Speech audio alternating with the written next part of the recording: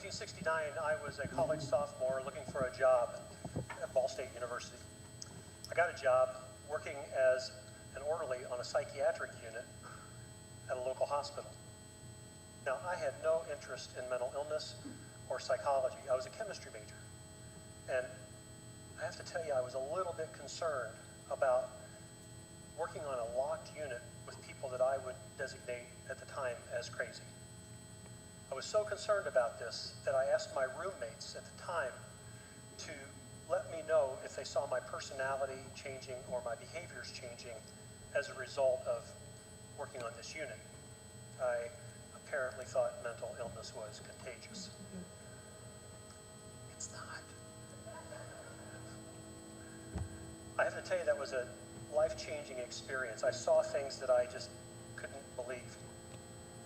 And the result of it was I gained a passion to find out why it is that these things happen to people. How is it that people can see things that aren't there and hear voices that none of us can hear?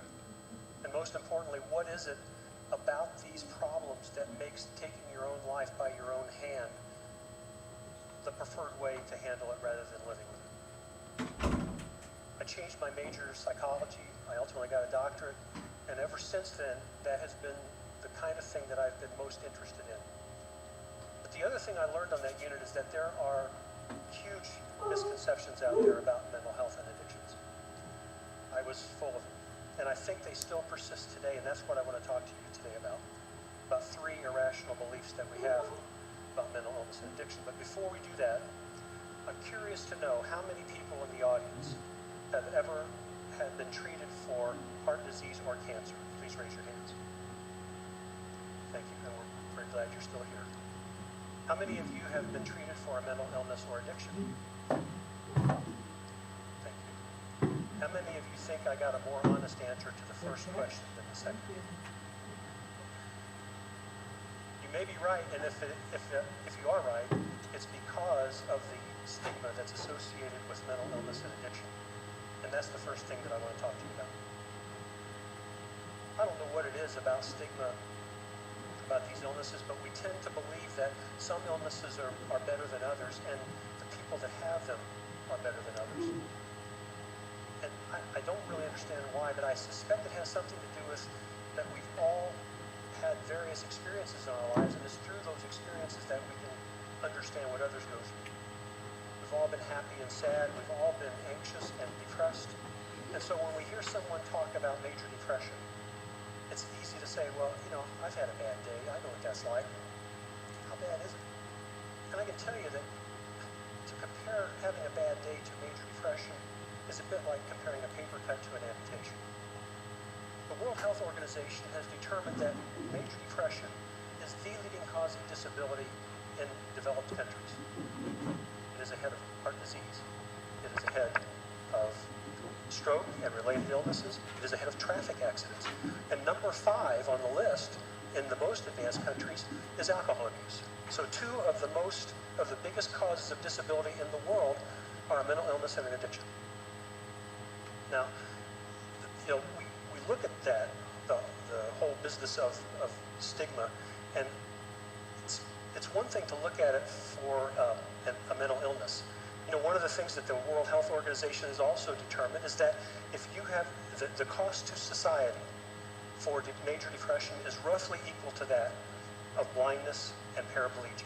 And if you have an active psychosis, the cost to society for that is roughly equal to quadriplegia.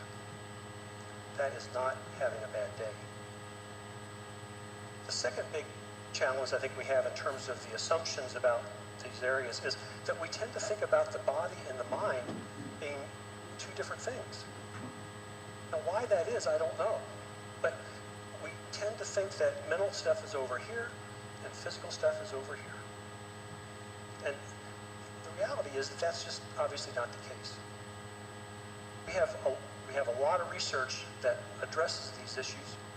And one of the things that we want to speak to is how it is that we can bridge that gap between mental illness and physical illness. If you have a serious mental illness, like schizophrenia,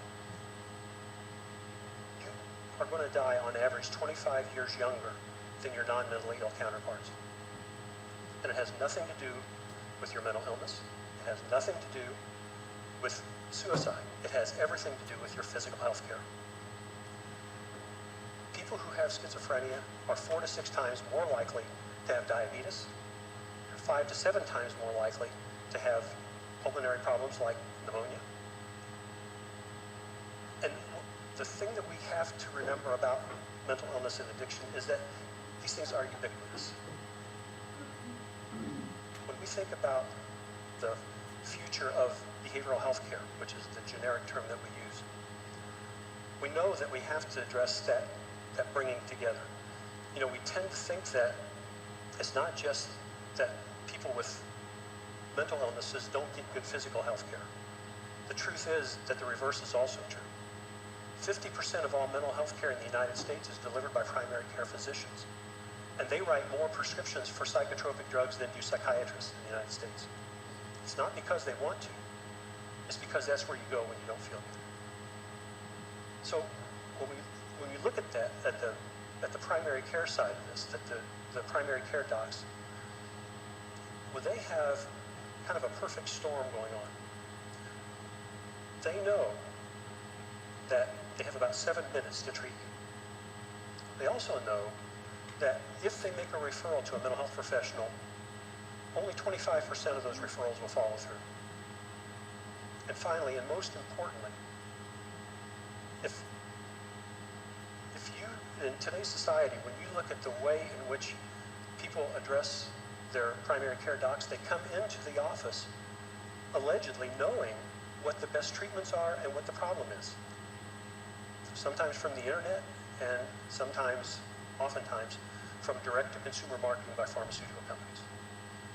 So if you believed that the best treatment for mild to moderate depression or mild to moderate anxiety was medication, you could be forgiven for that because of what we see in the media, but you'd be wrong.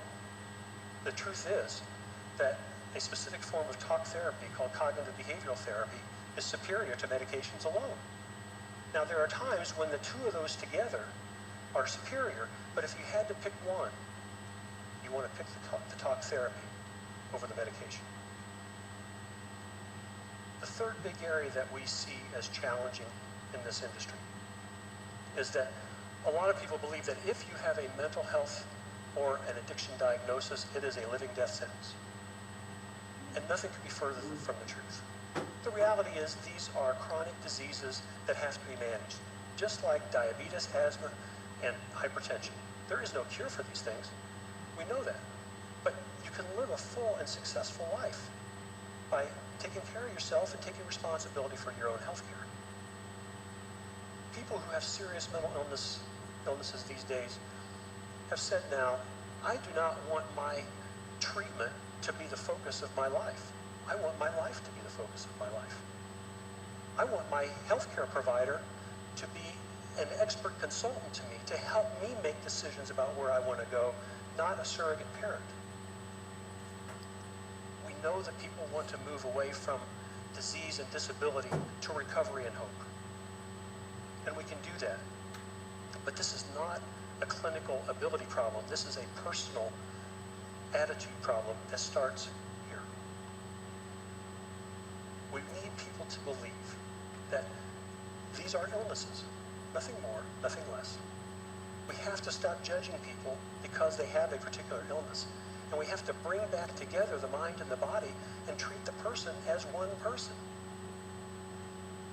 We need to move from this position of disease and disability to hope and recovery. And that requires a different way of thinking. I'm reminded, as we talk about these things, I forgot to advance my slides, so you have to excuse me. I got so excited about talking to you. I'm reminded about what John Kennedy said several years ago. Too often we hold fast to the cliches of our forebears. We subject all facts to a prefabricated set of interpretations. We enjoy the comfort of opinion without the discomfort of thought. My challenge to you is to jump into the discomfort of thought, challenge the assumptions that you have about mental illness and addictions, and let's bring rationality back to this segment of healthcare. Thank you.